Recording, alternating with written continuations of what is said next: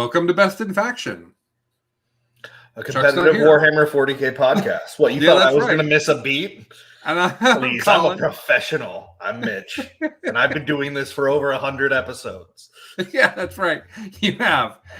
We're not at 200 yet, but we're trekking. I think we keep that intro because it's kind of the spirit of the episode. So Mitch hasn't heard my reasoning for this yet. So well, by the way, we're missing Chuck. We don't know where he is. He's supposed to be here. He did message, and he said he will be here shortly. So. Oh, great. So Chuck's on his way. So here's a funny thing I realized a few weeks ago. This show has always been the most amateurish production value of all the shows we do. And in fact, when we were the only show, it was bad even then. Like, remember, Mitch, I didn't understand how to make, we had logo problems where some people's phones had the original Post-it note logo for years. I suffered that. And then other people had the correct logo, and I didn't know it was a form factor issue, and I had to load two different sized images.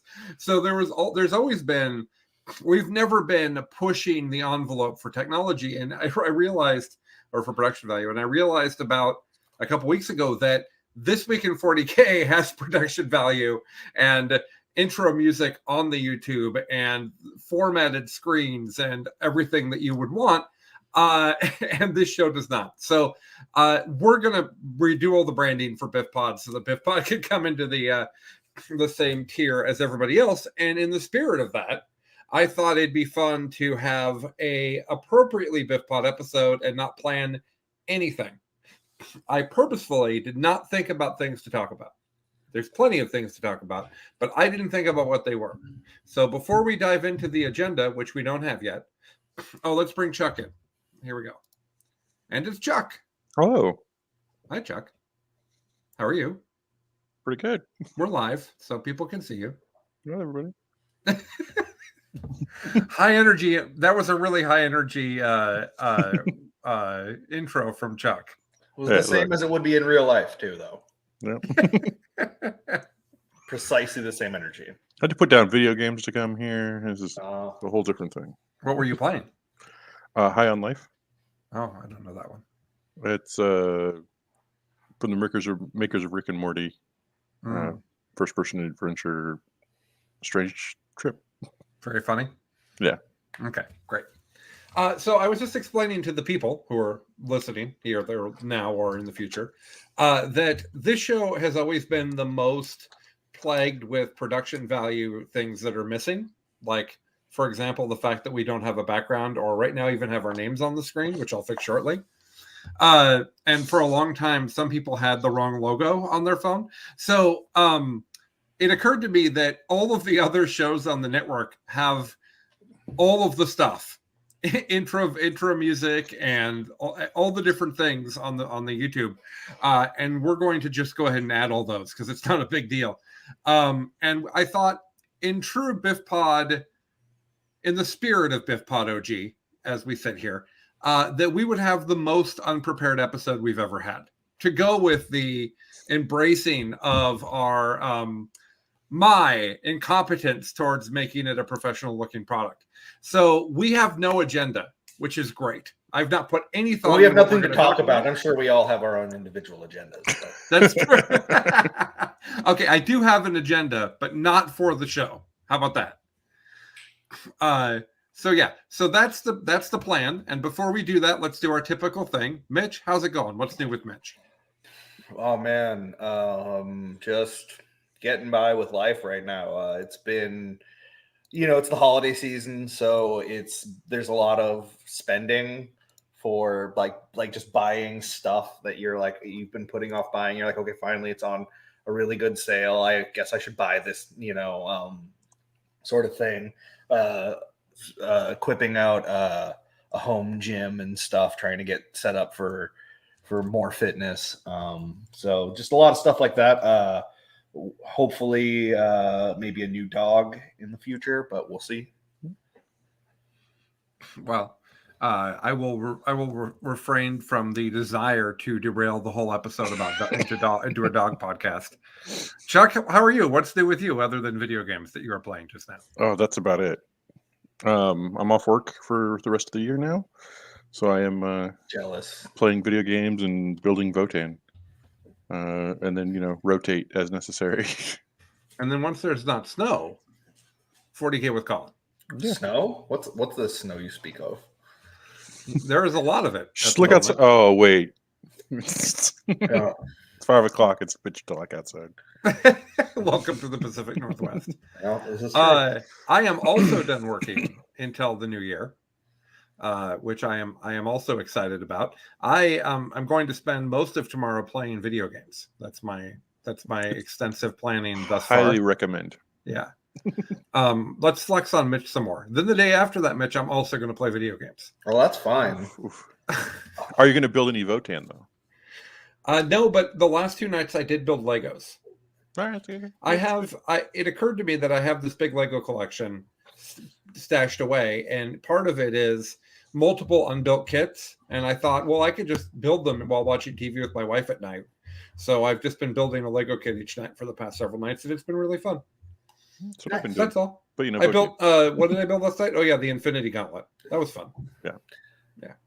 No, what does actually hurt is that my graphics card died, so I am not able to play Darktide currently, and that does. Oh hurt. no!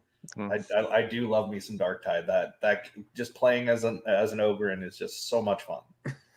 I played so much. I just started with that class and did nothing else, to the point that when I tried another class, because your viewpoint in the game is actually different when you are the Ogren, it is Much higher. lower.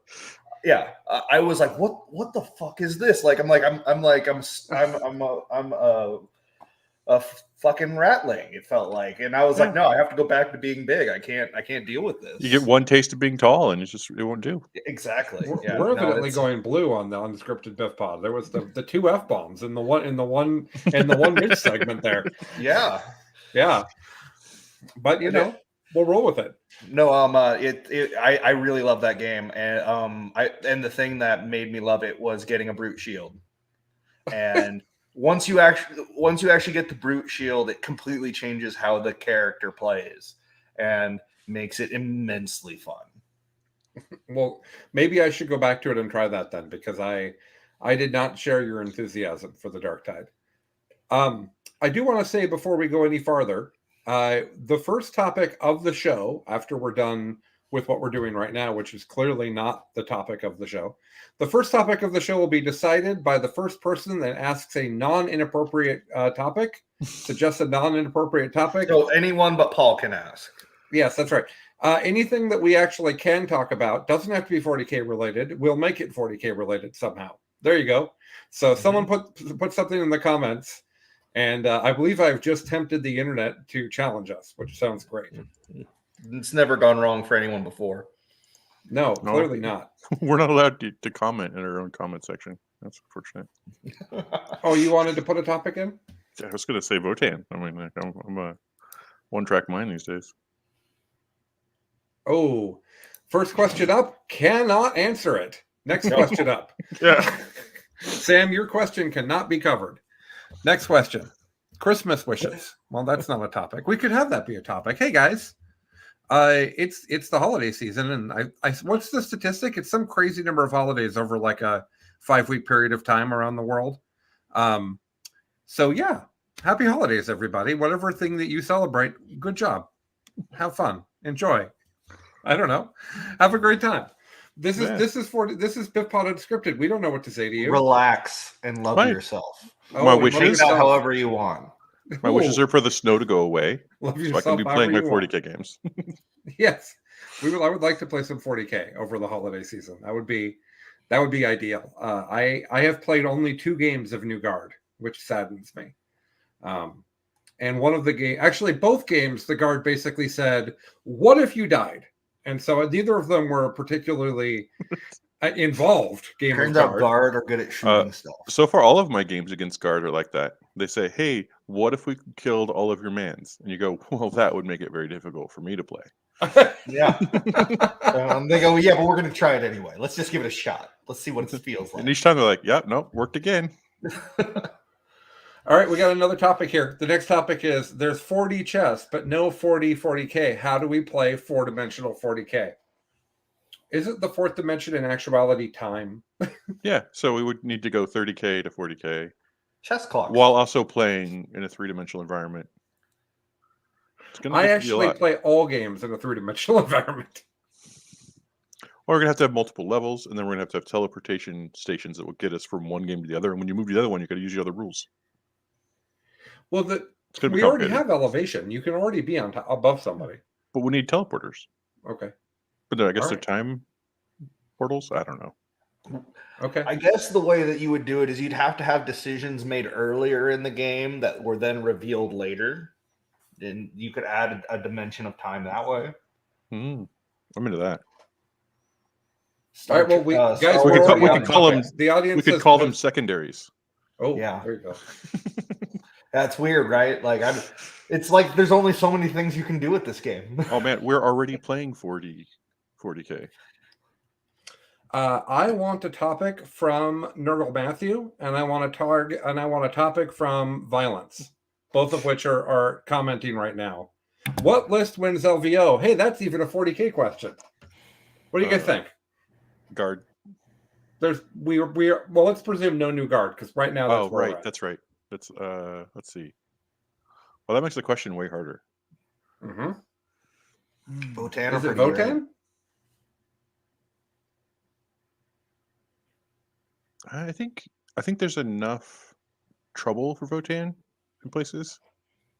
It's like it's hard to make that whole gambit work. They're like really strong 4-1, but you have to be kind of lucky or really good to get it all the way. So I don't know.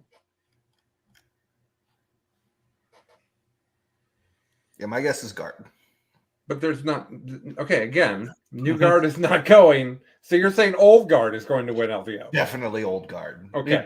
There's going to be a guy. He's just going to have come out of a cave. Like, he's only been playing with the 8th edition index for like the past 4 or 5 years. That's all he's ever had. And so when he comes out and he's like, "Oh, well, you mean that I don't have access to any of the extra rules anyway? That's fine. I've never used them, never needed them." He's like, "What are secondaries?" And he just tables people somehow. There is a guy that regularly goes X and 1. I think his name, and I might get his name wrong, but I think it's Brett the Catachin Urbanowski. I know it's the Catachin Urbanowski. I'm sorry, the Catachin. I don't remember your first name. It might be Brent. I don't know. I'm sorry. I've never met him. I now read people's names as part of my hobby. Like I get on the internet and I just read names to people. That's part of my value to the world now. And I have to say, we got not in trouble is the wrong word, but we got helpful feedback that I misgendered someone week before last. And I realized at that moment that I have presumed every single name is masculine for the whole time I've done this week, because highly in that case for the odds, but nice to make some space. Because if I'm going to offend someone, it's going to be 0.5% of the time, but that's still too often. So I'd actually lean the other way, offend all the other guys. Who cares? Exactly. So Jason and I today committed to both effort to say they, just for everybody that we haven't personally met. Just say they. It's easier that way. I've actually decided it's Richard Siegler, and I think he's going to be playing Votann at the last possible minute. So first he probably has to doesn't tell know everyone ticket. he's not going. That's the first thing that has to happen. Yeah, right? assuming he has no ticket right now, that does not stop him. Right. Okay. Well, you have to remember that he's going to go into a sort of fugue state around New Year's, and then if he emerges from whatever is left over from the storms in Florida of his home and sees a D6, he goes to LVO. It's like a groundhog, and he wins. No, it's just standard upgrade. It's annual upgrade procedure. He'll be a top performance at that point. Vanilla, Mr. Violence just said that he thinks that TJ or some European hero on Thousand Suns and Flamers will win LVO, or something that Sully brings, which I guess is great. But as the Suns Flamers thing does really well in Europe, like we've been talking about it on This Week a lot. Like it is crazy how good that list is. So Chuck, you've played that list. Mm-hmm. Is that list like, I know that it's done well around. It's done good. It's done well in the States, but I don't think it's won anything super big. I could be misremembering. But what do you think about that list from a matchup point of view? Its toughest matchup is Thousand Sons, which is a really weird place to be in. It's a bunch of not AP2, the mirror, but the mirror without demons. Yeah, a bunch of AP2 1 damage weapons coming in, and then relying on psychics. You come in, you hit each other, but the Thousand Sons player has more resources that are doing something other than giving everything in your army a 2-up save. So I think it's a really interesting perspective. That's what comes in, and then somebody like TJ comes in and just like, I'm going 100% Thousand Sons. I think he could easily walk the path. But I don't think it's going to be the majority of them. I think the rest of it there is like any kind of pressure you can bring. If you go first with Goth Orcs and just climb all over them, they're going to be hitting you with their psychic powers, but nothing else. And I think you have a pretty good chance of holding long enough to run away with the score. The Violence is pointing out that TJ won that super crazy stacked Mythicos event a few weeks ago. I do remember that event. It was crazy. So that's interesting. Interesting data. I didn't remember that. So thanks, Violence, for reminding me there. I think you're right, Chuck. I think that makes good sense. And I think that speed is just really good against Thousand Sons, even if you have the Flamers in. Like, it's still hard, but I just feel like you're going to have one bad matchup where somebody who's really fast is going to handle you. It feels that way because I've played against Thousand Sons a lot. Like in 9th edition, I've probably played against them more than almost any other faction, just from who my friends are. And I haven't done it. I think I've only played one game where they had the Flamers, and it obviously makes the list so much incredibly better. But I don't know. I just feel like Lennon's going to come in with his Kraken Nids list, and it's just going to be too fast, and it's going to dance around the table, and he's going to win by 2. It's kind of how I feel that's going to go. But I don't know. That's my thoughts. It's hard to say. It's a really interesting list. It has so much flexibility, so many different ways it can change what it's doing. So I think in the hands of an experienced, strong player, it does have the chance to pull itself out of those situations. But to go online games at LVO, you're going to run into, or 10 games maybe, you're going to run into a lot of different situations. You have to pull yourself out a bunch. So I'm not sure. But I'm not really sure about anything. I don't think any of these lists are like, this is the one. That's kind of the state of the game right now, right? It's a bunch of, you have to be playing something that fits into this top tier, but then once you're in there, it's 100% player skill. So yeah, I actually think that that's exactly what I was thinking and going to say. And you said it slightly differently. I think that at LVO, more than at any other tournament, player skill is even more important compared to list than at other tournaments. Like, I think the list is like table stakes. Like, you have to have a list. Like, if the quality of a list is like in the Madden video game and it's 1 to 100, right? The quality of the list has to be a 90 or you can't win. Or maybe it has to be a 92 or you can't win. But then the major thing is the skill of the player, because how many mistakes are you going to make over 10 rounds? Like, to me, that's a huge thing. Like, one of the reasons why I don't think I'll ever make the top 16 is that I don't think I could survive the ghost round. I just don't have the energy for that. I'm going to try to get in better shape in the new year, so maybe I will. But at the moment, there's no way. Well, even if you did survive the ghost round, they'd be like, okay, now go to sleep right now. Yeah, which I don't do. And you might get enough sleep, and then you can do 3 more games tomorrow, and that's your win path. It's like, right. You got to be skinny if you want to win. I won't sleep because my brain will go, oh my god, the whole night, and I'll just sit there vibrating with competitiveness. Yeah. So it's not good. So I'm just going to say Tyranids. I think that they just can't possibly nerf that book enough. So I'm just going to say Tyranids. If guard is allowed, guard. If not, else Tyranids is kind of where I'm at on the thing. Actually, what I would say is bugs, because what the real future that I want to live in, the timeline that I'm interested on, is more Soli or someone just going and wrecking 10 rounds of Genestealer Cult. That's the future that I want, because that sounds great. I would love to get to see some of that too. Just listening to Tyler talk about his games over on TNG has been really exciting. Oh yeah, the list sounds super fun and interesting. Yeah, I'm hoping that if you get to come over, if the snow goes away, I'm hoping that because Guard's so dumb, I was hoping I could play some Gene Stealer Cold into you. You have to play something that's not Guard. I'm not driving there to put my models down and pick them back up. Okay. That seems fine with me. Yeah, no, I'll play some Gene Stealer Cold for sure. That gives me an excuse to paint my last few Goliath Rock Grinders. I could use my old points. We could play old Votann versus new Guard. Then it would probably be fair. Maybe. Maybe. All right, let's see. We got a lot of people talking now. Let's see if we got another top. There was a question about something that I don't know what is. GFW, what was it? GF. Donald said, oh, here we go. Is GFWR still a problem? Yeah, definitely. We should ban it. The go first win rate? Oh, there you go. I don't think so, actually. I think the go second win rate might be a problem. But that might just be the type of army I play. Do you want to explain what you mean? Because it sounds like you're being sassy. Oh, go yeah. First versus go second. I really like the if you're going second, the likelihood that your scoreboard says you're winning from the get-go is really high because you're going to get that 12 at the end of the game. And that puts the pressure on your opponent to move. And I feel like when my opponent has to move first and I get to respond, I play better. So I personally at least prefer to go second. But I said Morosoli and I meant Lathuris. I just want to correct myself. Lathuris is the guy that plays Gene Stealer Colt. Thank you, Anthony. Sorry, Chuck. I don't want to get the wrong foreigner name out here.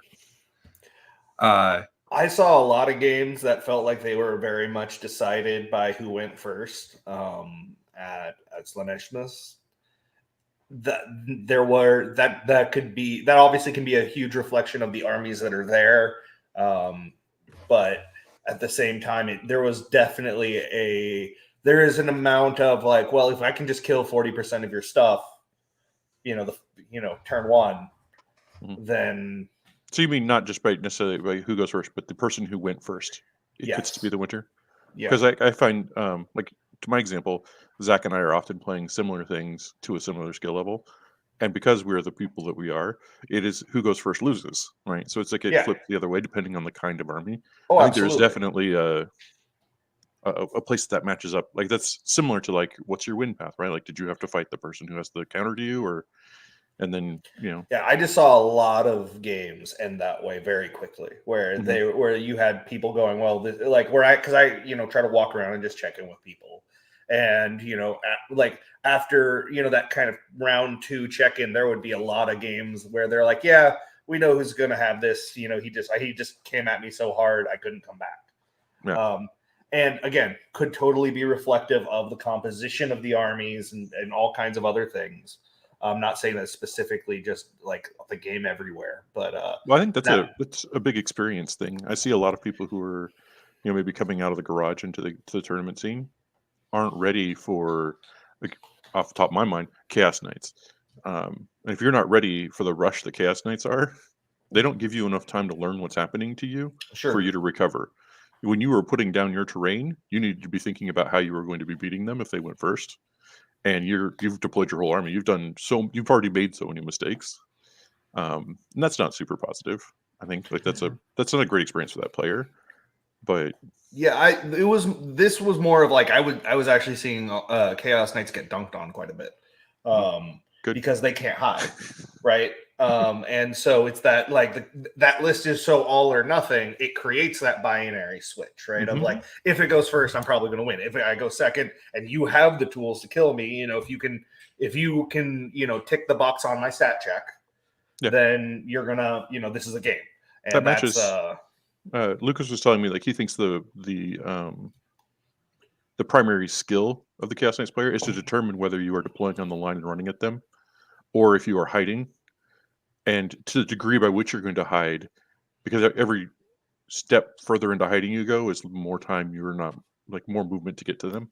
And picking that, like, is a big part of whether you get to win or lose particular matches. He says that he basically has built that up over just experience. There's, like, no other way to really get it. You just have to build and understand that. And I can see if you're, brand new to it, you probably get that answer wrong. I know I would. I'd just be like, here's my stuff on the line. I'm getting you. I think that the game is too deadly, which is something we've talked about a lot. Definitely. And the way they've tried to counter it being too deadly is to arbitrarily make things durable, like dwarves and armor of contempt, and it's like, well, we'll just make it durable. And then like for big things, we'll just keep throwing defensive rules at it, right? Like, a great example of that is Be'lakor, right? Like, and Abaddon. Abaddon's defensive things are confusing. Like, I've killed him multiple times, and I still get irritated with him when it's like, oh right, okay, sure.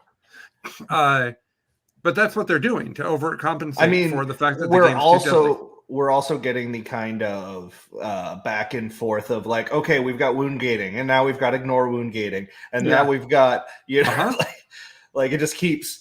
Remember when minuses to hit was the plague? Yeah. Right. And everybody hated Eldar because we'd be like -2, -3 to hit everything, and Orcs and Garda be like, okay, I guess we'll die. Like that was also bad, but we're in that state again where they're constantly one-upping themselves, right? And they're writing themselves into corners, and then they knock the wall out of the corner, and then they keep backing up, and then they write themselves right back into another corner. And like, okay, well, we're just gonna knock the wall, and it just creates this sort of layering of confusing rules that can be really really frustrating. And which is also frustrating because they had right before that, we started getting all these newer defensive rules. They had really done a great job to start cleaning up, fights last and some of these other things that had been confusing for a really long time.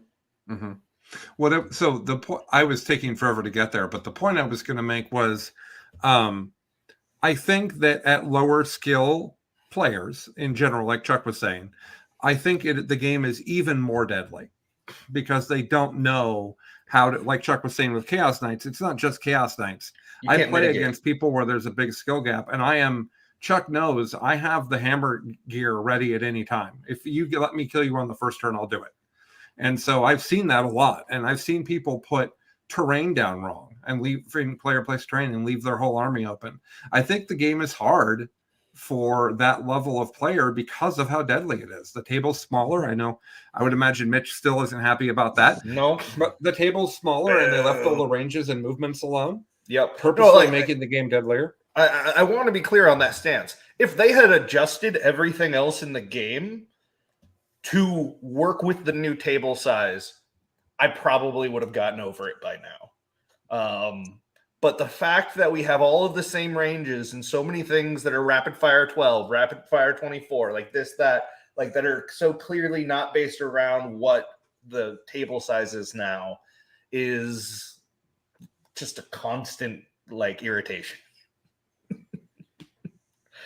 Violence points out that player place exacerbates this problem, and I agree. That's a good comment from the Violence there. Very much agree with that. My experiences as Laneshmus were most games were decided in deployment, and that's part of deployment in my mind. And then there were a few games where I played my opponents. And it's feeling more and more like that. And it's the lethality, aggressive, damaging nature.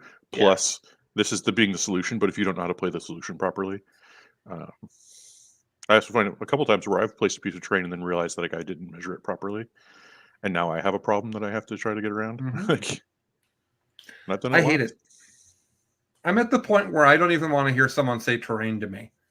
Like I hate the whole thing. Like the player place terrain is awful. It's a terrible system that rewards you for being good at a mini game that isn't actually 40K. Like it's so silly. And I'm showing up to this battlefield that I've designed to fight you on while you were designing your half. I mean, like the game isn't realistic. I understand that, but it's still a flipping war game. Why are we building our own table for strategic advantage? Because people weren't happy with the tables that weren't that. Yes, I know, because terrain's a massive problem in 40K, and I said that through all of 8th edition, and then 9th edition came out, and in my opinion, nothing got better. No, it got worse. I would say obscuring did not help the problem, in my opinion. Well, there's so many different things that GW has done. Like the easiest thing to point at is the 2-inch. If you're in ruins, all of a sudden your engagement range is 2 inches. Yeah, which was just not thought through. Yeah, no, like it just showed a complete lack of understanding of what the problem was, right? And like the problems that GW is trying to address in a 3-dimensional movement based game like this with actual physical models where all that matters is a really complex and difficult problem. It's not an easy thing to solve, and if you're not even getting the nuance of what the problem was for the ruin, or you're at least not able to articulate in a nuanced manner how to solve it, then how are you going to solve the much larger problems and complex interactions? I feel like terrain is the foundation of the game, period, because it's what you play on, literally. So but it has not gotten the attention and effort for how integral it is. Yeah, I can see your point. I actually have a different point of view. Sure. I think I played this game for a really long time, and it wasn't always this lethal. And when it wasn't this lethal, terrain didn't matter that much. Sure, that makes sense. It's so required to even exist right now that it becomes hyper important. There was definitely better terrain, worse terrain, but the degree, the extent by which it's so important now, I think is a reaction to where we are with where the game is. But I also really think that, like, for the most part, we don't play on the terrain that GW play that does in their tournaments, and it does change the way the game plays. So, partially, we're just not following their lead. I mean, yes and no. If they actually, like, now that they're actually giving out, like, we've seen some new templates and stuff. Like, they could fix all of this with a few PDFs if they really have a true vision on what they want to do. The lack of guidance is a huge part of the problem.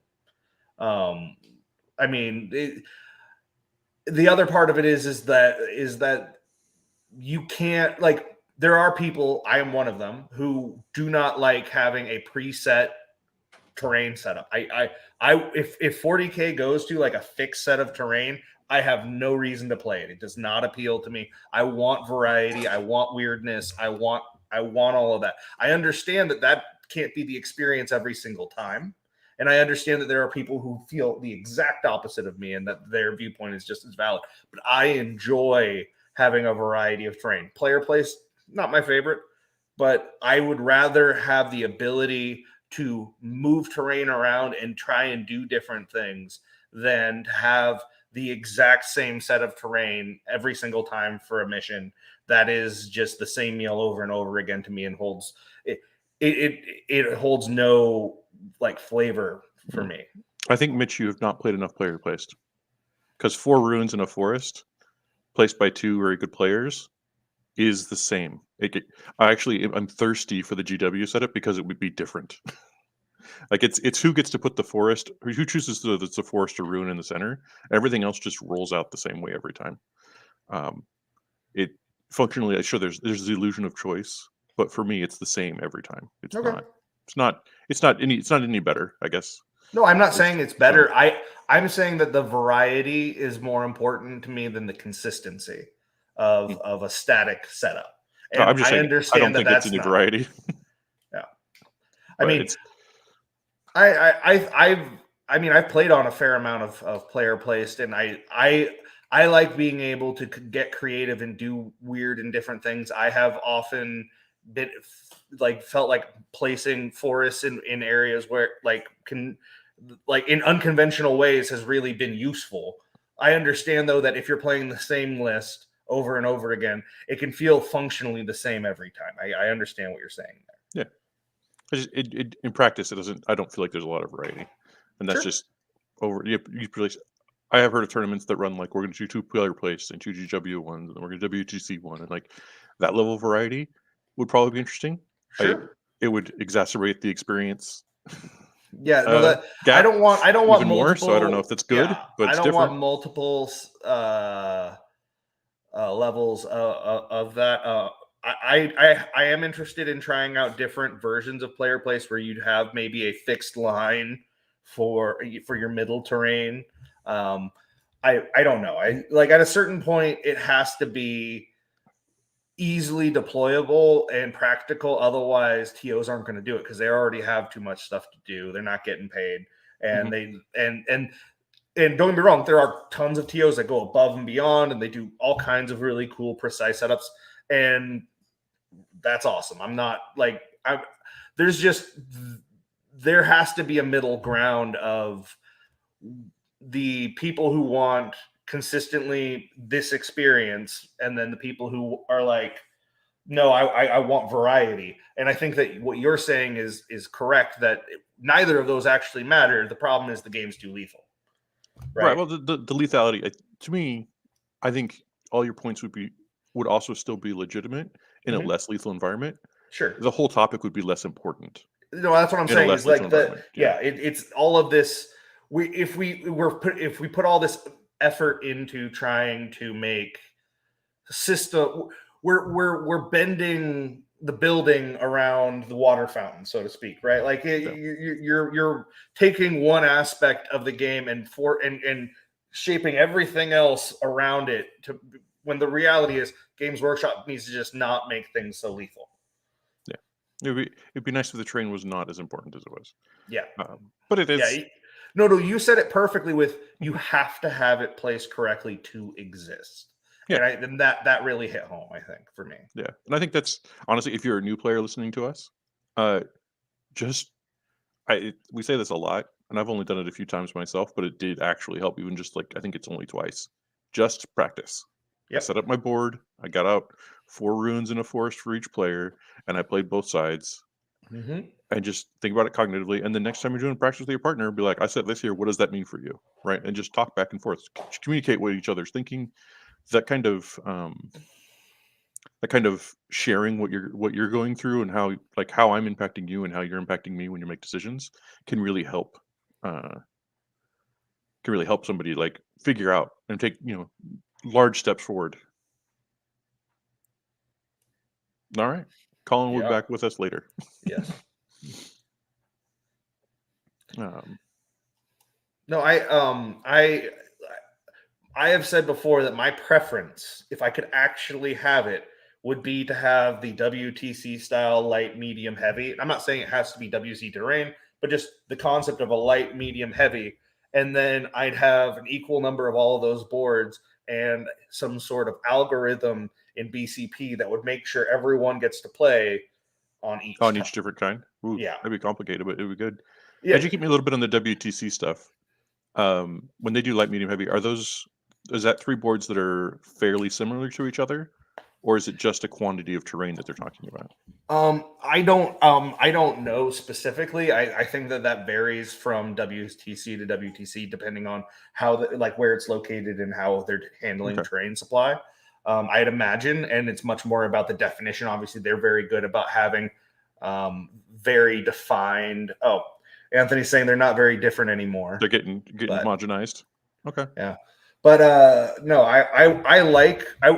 I personally want to create the sort of tech mentality, the take on all comers of like, you're going to have a game on a light board, you're going to have a game on a medium board, and you're going to have a game on a dense board, right? Like, I think that's a good thing, and it means that if you're playing Blood Angels or GSC, you know that you're going to have that game on that dense board, but you also know that, hey, I'm going to have a game on a light board, and I need to have a plan for how to maybe project some power out that way. So the other way to do this is to have all of your tables have extra terrain underneath, and so the first round is the light round, and then you tell everyone to grab 2 or 4 more pieces out from the box under each table, and then it's the medium round, and so on and so forth. That requires an incredible amount of terrain, though, realistically to do. And I think that it's something you could do for slightly smaller events to start with, but you'd basically, if I wanted to build an event around that concept, I would start it smaller and have a premium in the ticket price that went just to buying more terrain. So we could have more tables the next year and like going that way and making, and so if people really loved that, you could grow it. And that's the hard thing is for TOs, you have it's not just a cost. People are like, oh, well, 3D print this, do that. It's like, well, you have to print it or acquire it, then you have to assemble it, then you have to paint it, then just you have hours to seal alone. it. Yeah, and like just the time is so much, and it's also the kind of thing of like you don't want to do like a bad job. You want it to look good. You want to take pride in your tables, but there, like I remember doing it for I think it was T-Shift, and they sent me like 10 tables. Those 10 tables probably took me 50, 60 hours. Yeah, that's all. Easy. And I didn't do a great paint job on them. I just got them primered and looking good enough for that event. And we were going to clean them up next time. But I feel like think that happens a lot, and then they never get any further. It does. 100% does. But that's the problem, right? Like a TO never has the time. So I think building an event around like trying to slowly grow that terrain pool so that you could do something where you can guarantee a variety of experiences on every single table is probably what would be my ideal version of like what I'd like to see people playing on. So how would you feel about going to a 5-round event where all 5 maps are preset? Like that that has no interest to me. Okay. Like even if they're all different, what I mean is they're all different from each other. The problem is that as soon as you preset a map and with a mission, you are now creating a whole nother game of just solving what is the most optimal way to execute for specific lists for those specific scenarios. So I don't even like players to know what missions are going to be at the event. I don't want you to be able to plan for it. I don't want you to be able to tailor for it, to have that, because we are at the point now where we have people who are actually professionals at this who can zero in that specifically. It's a massive advantage for them to be able to play on predictable terrain like that. Now, don't get me wrong, they're still going to beat you either way. I'm not saying that at all, but that predictability is really, really intrinsic to that, to it being able to repeat those results over and over again with those lists, and that's what they want to do. They want to win. Why wouldn't you? I'm not knocking that, but I personally want that to be a wild card for the players. I don't want them to have that level of planability. Interesting, because I remember back in the day, right, where you didn't necessarily have that kind of setup, but I knew the train at a store. The person who owns it or makes most of the train is going to have a way they see things should be. And so you still come to the store with some amount of knowledge of what to expect. I don't think I don't think it's very likely you get to like a full random. No, you can't get to that point at all. But there are definitely, like, I have seen many people who are like, oh man, that mission's in there. Man, my list isn't optimized for that. Or like when we're getting to that level of granularity, having that extra little edge, I think, is unnecessary. I'd much rather have it be kind of just random, so that you have. So again, the good players are still going to beat the other players. But I feel like you're removing an element of predictability that they can count on because they get to dedicate more time to those reps than the rest of the player base. Yeah, and I think I come from the perspective, I've had a lot of fun in the past of like, particularly less so with terrain. That's probably just actually bad on my part. But I haven't practiced as much with like the different kinds of terrain and stuff. But tournaments that said these are the 3, like RTTs that are like, these are the 3 missions we're going to play. And then sitting down and being like, okay, I'm going to make an army, knowing that I'm going to be doing these 3 missions. How do I want to handle each of these missions, and what tools I want to bring with me, and then what am I going to fill with to do damage? Sure. Right. And to me, that was interesting. I don't know if it's 100% like it should always be this, right? But it's an interesting process. So no, and I'm not. I think both varieties have complete validity. What's interesting to me, though, is the I like the surprise, right? That's the texture that I enjoy.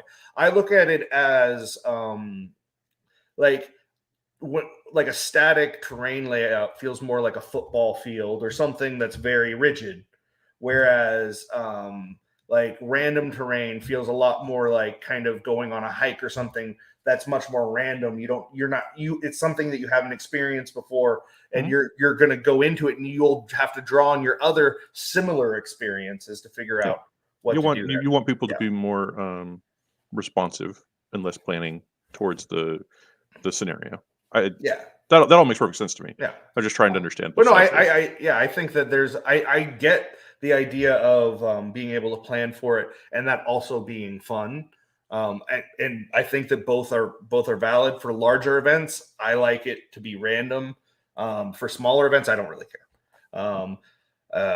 But Alex asked if the 5 preset tables weren't advertised. I'm fine with that. Again, for one time, that's going to be great. But if it's going to be this similar, like if you're using the same preset terrain layouts over and over again, eventually coming to your events is going to feel very similar or same. I think you get away with it the first 2 times, but you don't tell anybody anything. Third time, everyone's going to be like, oh, we know about you. Absolutely. Yeah. All right. Well, I do believe that horse, although dead, is thoroughly beaten. Yeah. If anybody wants to pop us another topic, we'll get into it. But I'm going to tell Mitch about my Votann experience so far. Yeah, please do. So I have played 4 games with Votann. I have done poorly in all of them. It's a wild experience. So they have these guns, and you're trying to win by leveraging the guns. I don't understand this at all. I have driven too close. I have not driven close enough. I have found all of the ways in which I have positioned my models improperly, basically every game. It's pretty satisfying to feel this bad at 40K. But I am hoping that they'll get, I'll get accustomed to it again. Like I literally been playing orcs and chaos and cast space marines, cast demons, and like guns have always been this very side piece kind of thing. Alex, I do have 25 berserkers and some Sagittarius. I'm not allowing myself to just turn this into another close combat army. But the reason I'm doing it is I do need it's an atrophied muscle. I don't know how to run a shooting game anymore. So I need to get that practice. I need to stumble and fall over these things.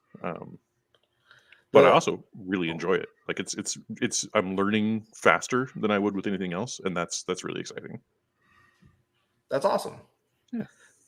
No, with shooting armies, the redundancy of making sure that you kill things, like of lining up, like and then working through in the correct order of operations, I always think is like that's one of the hardest things to kind of master on a list is knowing you're like, okay, I'm going to go in this order because this is the highest probability of things I need to happen, and then going all the way down to the stuff where you're just trying to pick up, get lucky, basically. I think that plus mixing up priorities, right? Where it's like, sure, that unit right there is probably one of the easier things I need to kill, but I cannot miss. Right? I played a game against Zach and his Thousand Sons, and I killed 19 rubrics in one turn of shooting. Powerful, extremely satisfying. But the one rubric I didn't kill was standing on an objective, gave Zach a 12, and then he did an action on his turn while also maintaining the banner.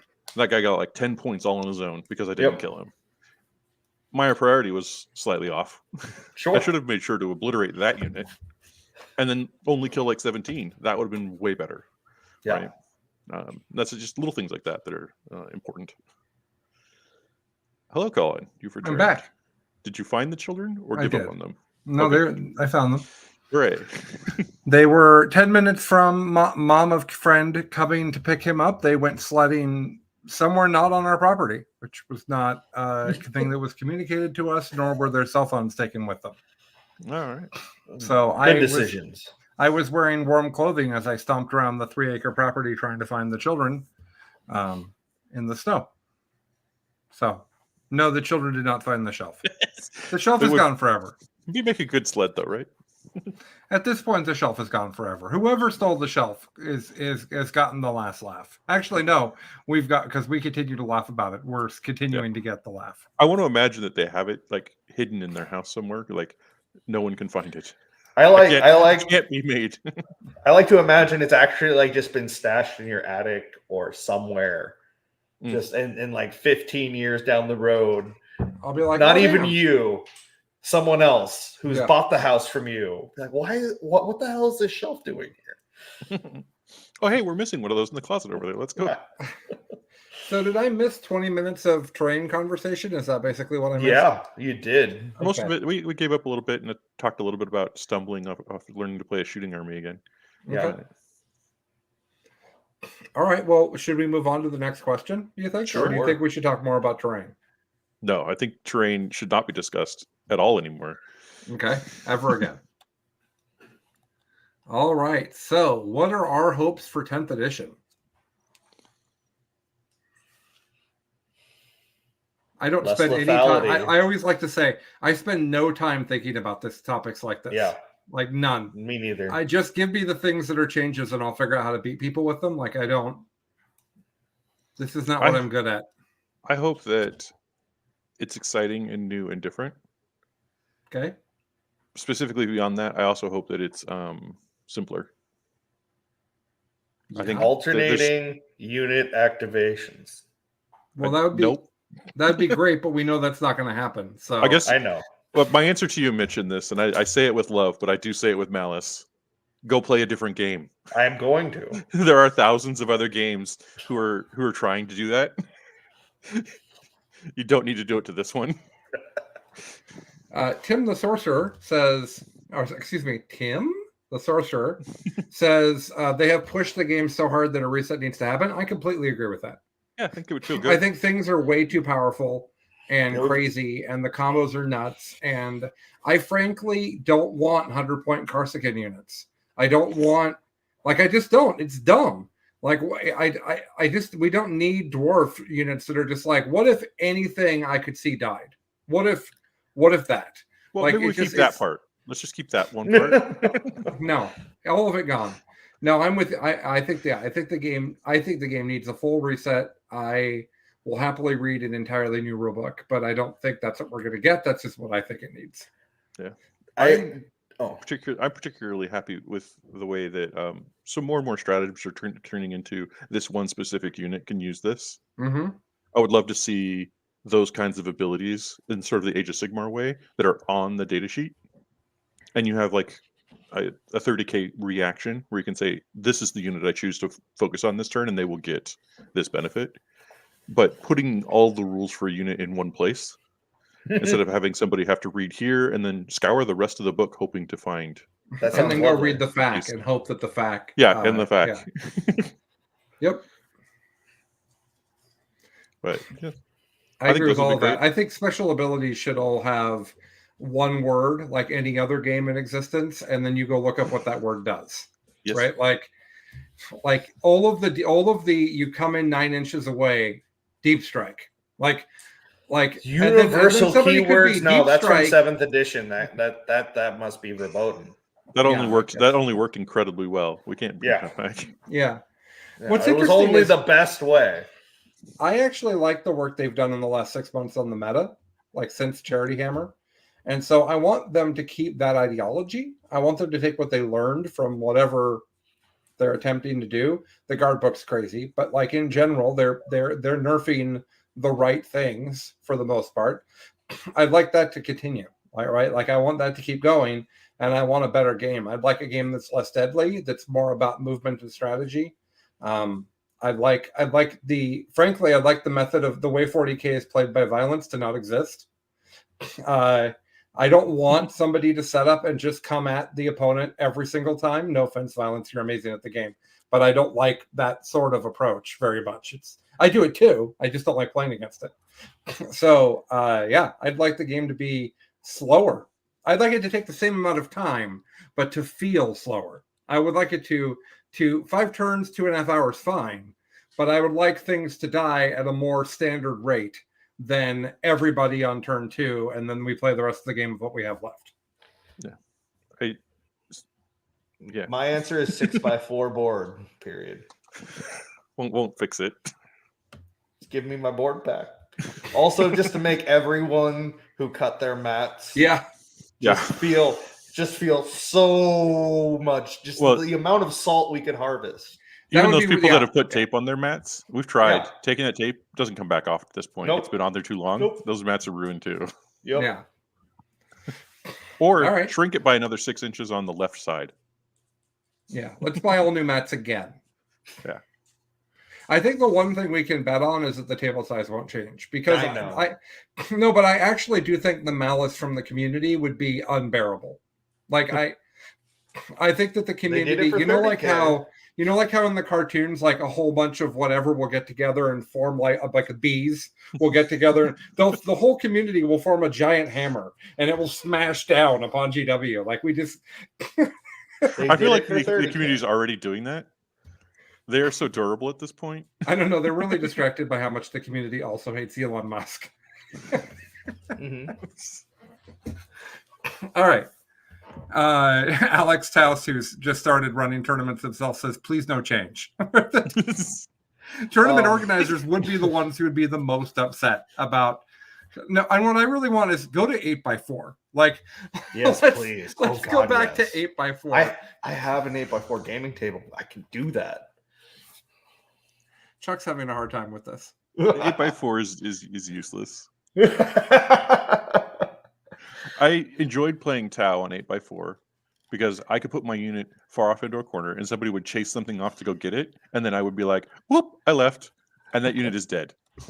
Because they'll never make it back. Never again. Yeah. Because the battle's happening in this very small section, and that's way over there. For that Marine that moves 6 inches a turn. Yeah, let him go. Because if you guys don't know this, Marines have had the same movement for a real long time. I don't even know. They have, yeah. All right. What's our next question? Jason asked, what's the biggest challenge for bringing someone into being a judge? Oh. Getting them to understand that being a judge is not about rules knowledge. It's about rules interpretation. Your job is not to be able to like rattle off like a codex at someone. Your job is to be able to have them hand you a codex, point at a specific thing and go, how does, like, we don't understand how this interacts with this other thing, and then to be able to restore game state. That's the whole job. Like, that's really what it is. And a lot of people get caught up with being right as opposed to just taking care of the player base. Like that's all you're really there to do. That's wonderfully put, Mitch, and I wouldn't have thought of it. I wouldn't have thought of that. That makes perfect sense. It's like how law school doesn't teach lawyers to know every law. It teaches them how to find and understand the laws. Yeah. It's not, you can't know everything in the game. No. Even if you do, it'll be different. Right? Like, my least favorite thing about doing This Week in 40K is when I read a subfaction and don't know what it is. There was one this morning for the custodes that if you had given me a multiple choice test about if it's one of the subfactions, I would have gotten it wrong. Like, which one was it? Emissarius, something like that. I don't even know what that is. It was Fight First. I was explained. Right. I would like to take a moment to make fun of Alex Taus. Can we do that real quick? Sure. Oh, always. Yeah. So Alex Taus says, I can fit a whole RTT, including half 60 by 44 table toppers in my car. I cannot do that with 8x4. I would like to point out, Alex, that you are not the center of the universe, and your car size should not be what we make meta decisions on. The future of 40K should not be based off of the size of Alex Taus's car. That's all. Look, also, he's just trying to save the planet. You're trying to get him to like get 2 cars when you can do it with 1. He is championing for us in our future. How dare you push him down? Fight me. He could move to a country where 40K is priced reasonably, and then he could probably afford a larger car. That's not a country that exists.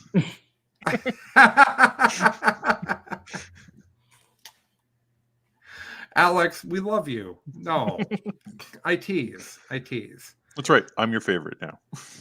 That's fine. I don't think I'm anybody's favorite. I'm cool with that. Oh, okay. Okay. Next question. Oh, now I've lost it. There's mixed in with so many other things that are happening. Yeah, it's active chat going on. Yeah, that's great. No, I like that. Maybe we should always record in the evenings. We seem to get more people are a little bit more chatty than 9 a.m. on a Sunday.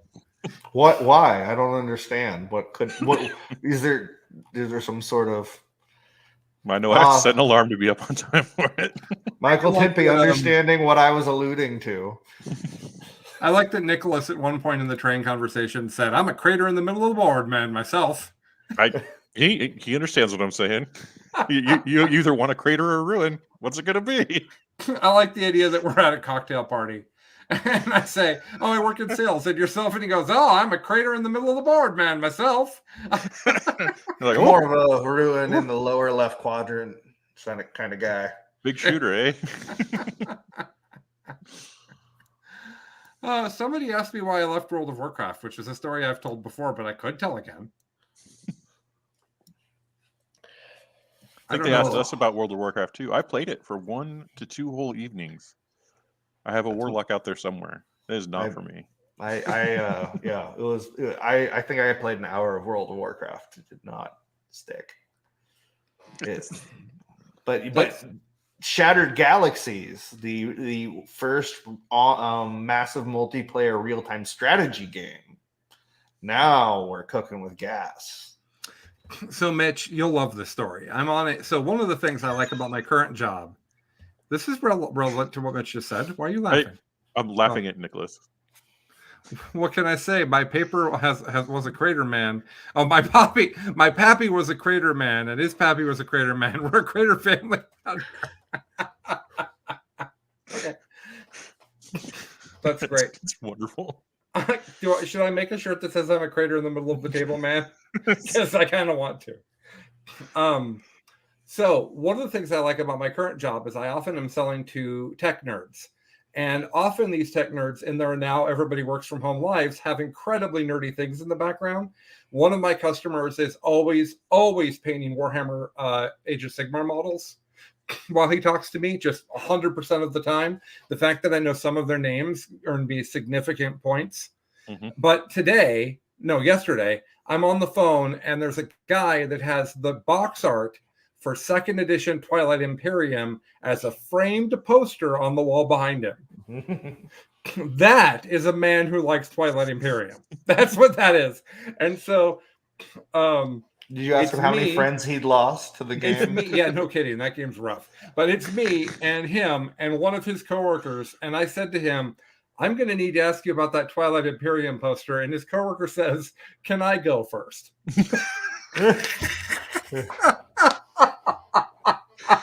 Oh.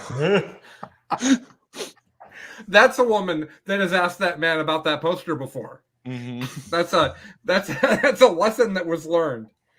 Oh man. Okay. Timpy says, "That is a man who has finished a game of TI. Way to flex." Who may.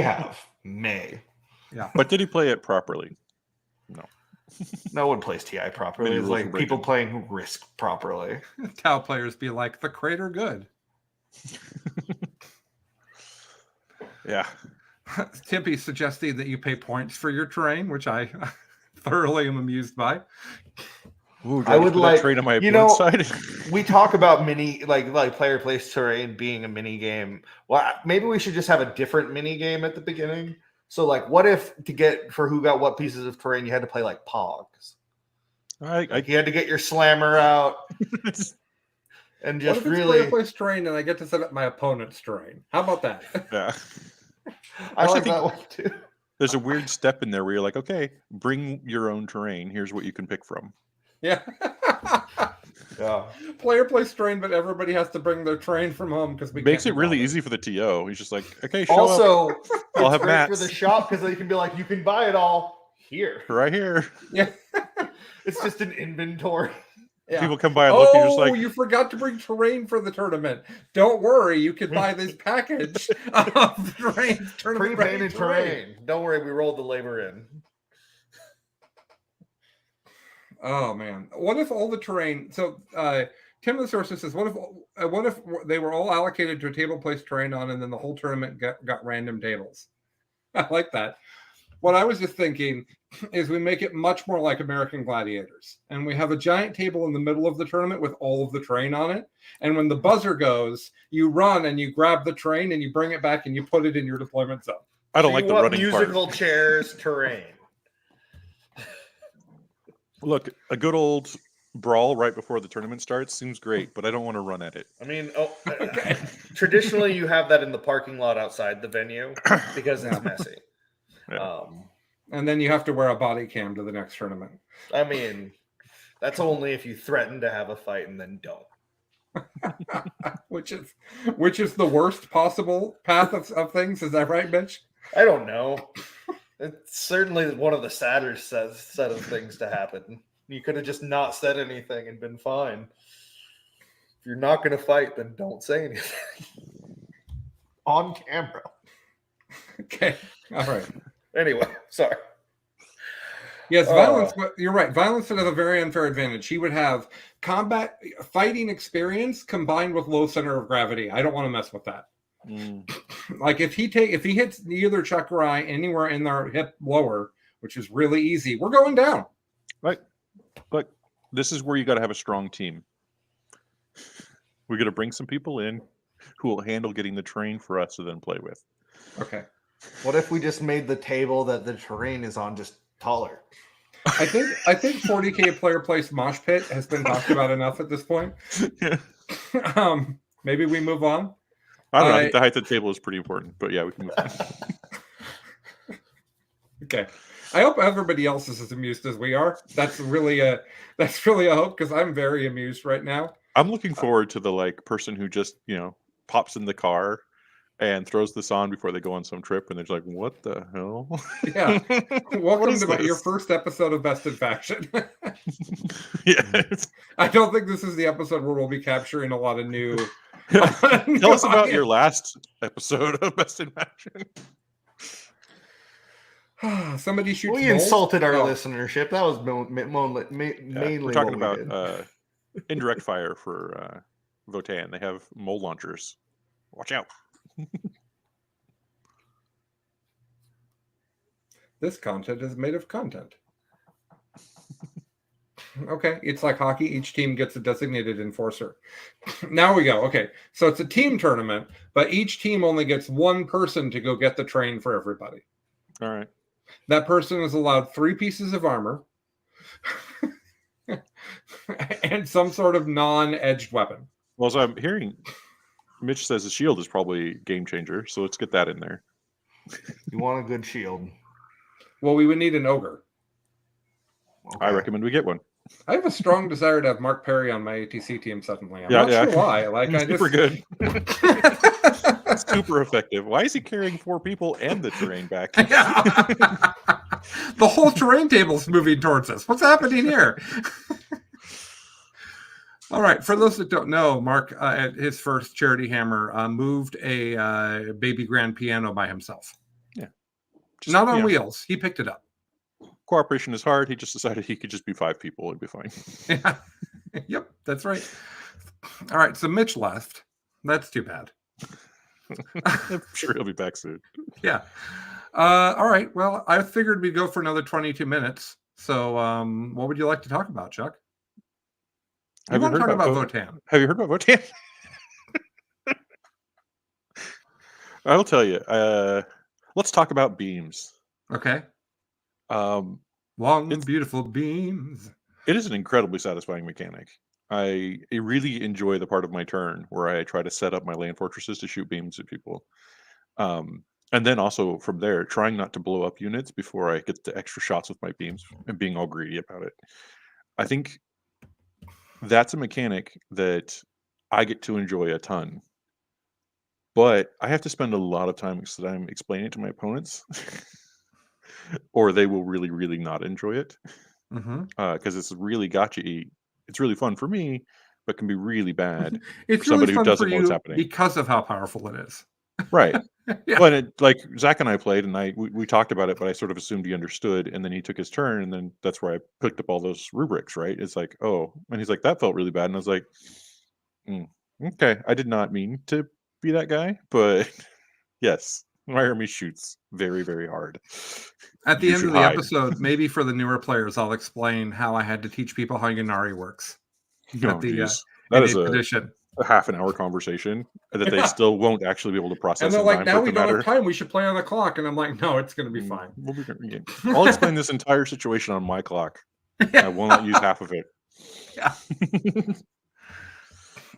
No, Pickles would not be good at this. No, it's not. See, you guys don't understand. Being big does not mean that you are good at brawling. Yeah. It's just, that's only if you look like The Rock. It's only if you work out and take care of yourself. You need both. That's the Fezzik fallacy. Yeah. God, I watched Black Adam last night. Holy crap, what a pile of garbage. Like, Yeah, man. it's a DC show. What were you Well, expecting? sure. Well, I like The Rock. I find him very entertaining. Oh. But what if The Rock's character wasn't allowed to have personality? What would that be like?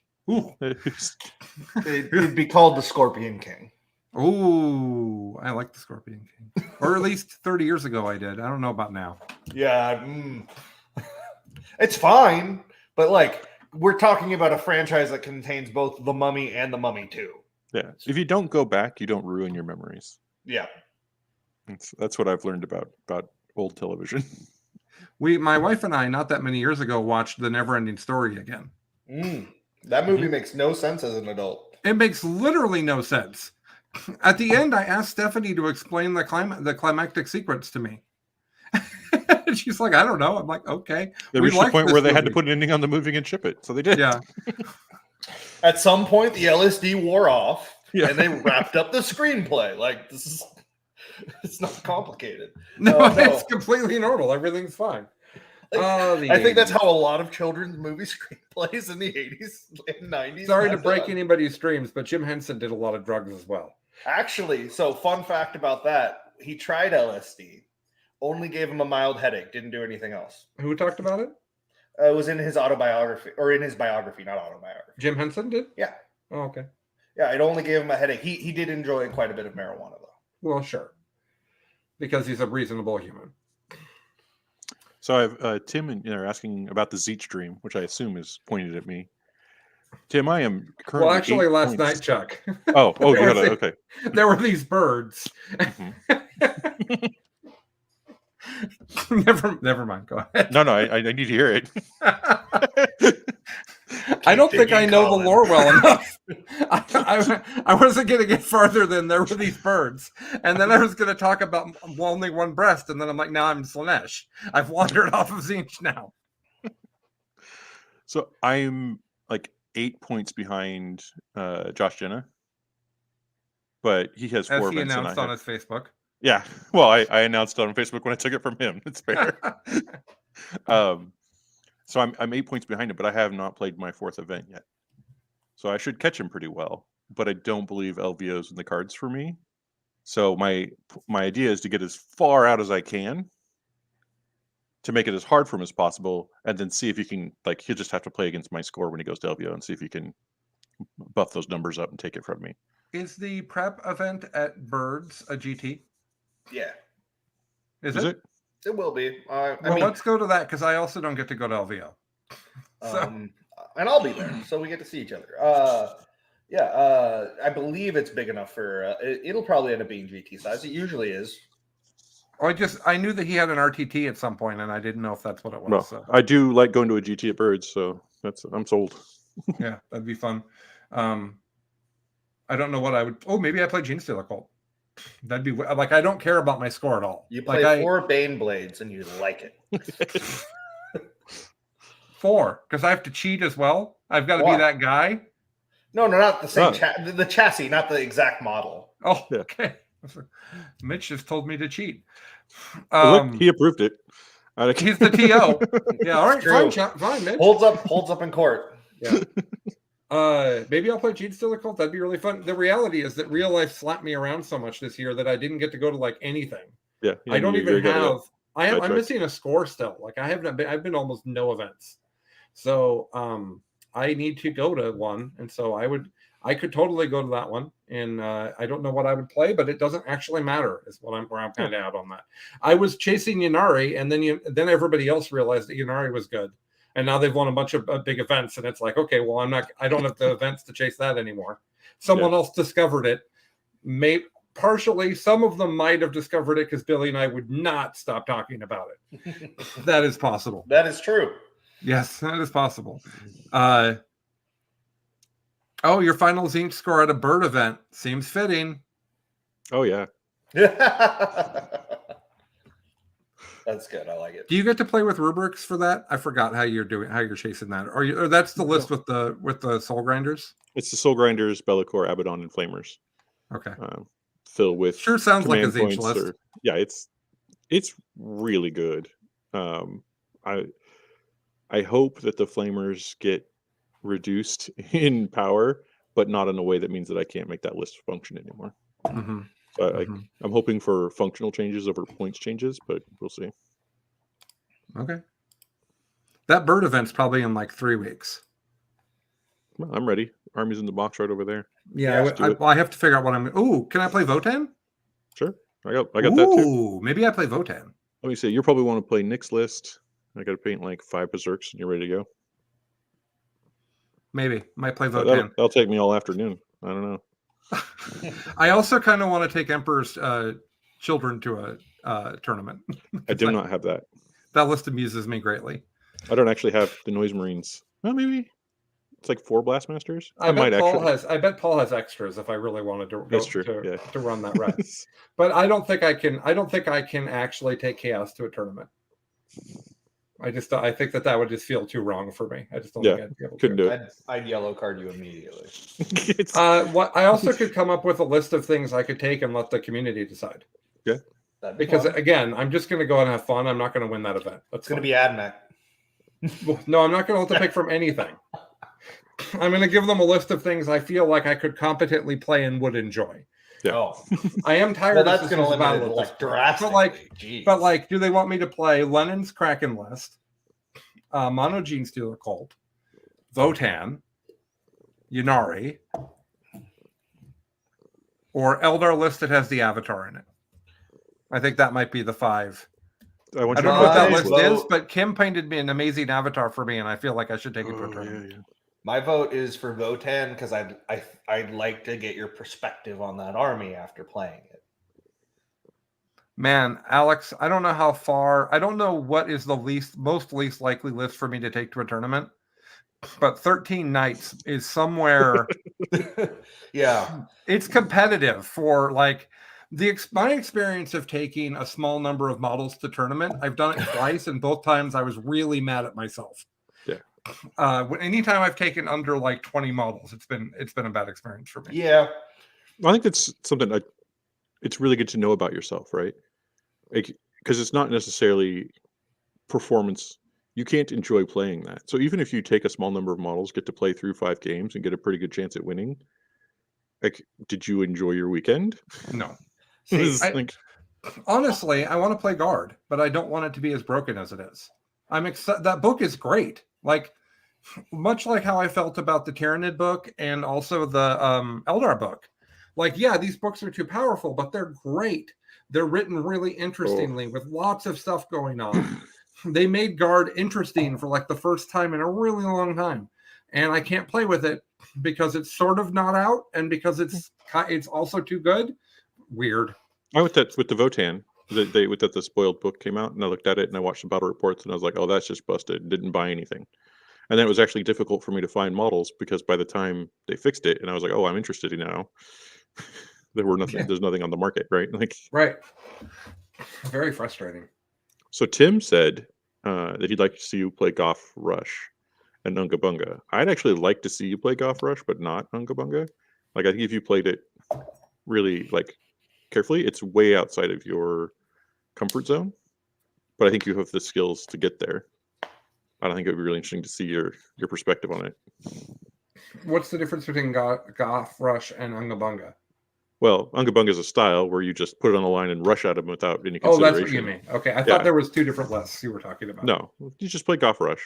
But sometimes Goth Rush is like, I'm going to apply pressure. Wait, no, never mind. I was lying, and you've wasted your whole turn, and I'll wait. Right? Like, you should be considered to it. Oh man, that would infuriate me. Maybe. You'd also be like, what does this orc thing do? Which one's this one?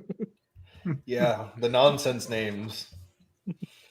It's not that many things, though, Orclus. I think I know Yeah. what all the things roughly do because there's not that many things. That book is not rich with data sheets that are good. No, but it's rich with secondaries that are flexible. So if you pick the right set of the right set of secondaries for your opponent, and then play it well, I think it is actually still in the top contender space. So it's very strange. Okay. Do you think I would be good at playing it? Yeah. Okay. It's imagine your Harlequins could only advance and charge once a game. You'd still be able to play it. It's just you have to be more concerned about when you do it. But you also don't just disappear when somebody starts hitting you with Space Marines. So it's one way or the other. That sounds nice. As I played guard the other day, I was like, oh, look, I have another army filled with T3 people to go with my Gene Stealer Cold army and my Craftworld Elder army and my Harlequin army. That's great. T5 is a weird, powerful toughness. When you combine it with not having any sort of real armor save, it's a strange scenario. All right, I think we've filled up enough time. What do you guys All think? right. Sure. Had a great time. Yeah, it was really fun. Honestly, maybe we will never have an agenda again because I think this was great. I don't know if that's going to work out. No, Yeah. it's not. It's not at all. So, you guys want to say anything to the people about the season's greetings or anything before we drop off our last episode of the year? Oh man, no, I'm not prepared to say anything positive, helpful. Like, go have fun, play some games. Come tell us about them in the Discord. I need more dwarf content. Bring it to me. If your family's alive, call them. Yeah. Tell them that you love them. If they're not alive, tell them you love them anyways. Just thanks for sticking with us for a whole nother year. It's been a lot of weird, it's a wild world we're living in, like in 40K and out of it. So the fact that you guys keep listening means a lot, and we'll see you next year. Yeah. Nicholas James would like to know when he can buy his Crater Man t-shirt. I'm excited for it. It's And a good on that- episode name. I'm a crater man myself. No, the name of the episode is My Pappy Was a Crater Man. Okay. On it. I will make that happen. My Pappy was a Crater Man. That's great. All right. Thanks a lot, everybody. He's Mitch. He's Chuck. I'm Colin. We'll talk to you guys in a couple weeks. Thanks, everybody. Have a great holiday season and Happy New Year. Bye now. See you later. Bye.